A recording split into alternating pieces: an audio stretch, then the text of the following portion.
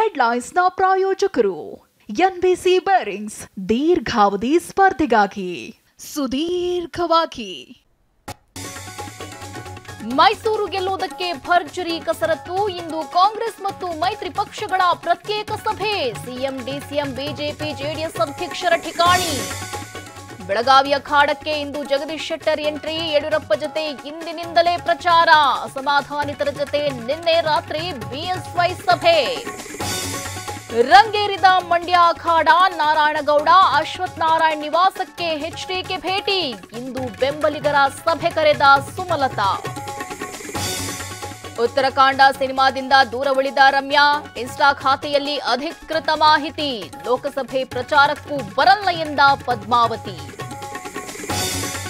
ಚೆನ್ನೈ ತಂಡಕ್ಕೆ ಮತ್ತೊಂದು ಗೆಲುವು. ಗುಜರಾತ್ ತಂಡವನ್ನ ಬಗ್ಗು ಬಡಿದ ಸಿಎಸ್ಕೆ. 63 ರನ್ಗಳ ಅಂತರದಲ್ಲಿ ಭರ್ಜರಿ ಜಯ.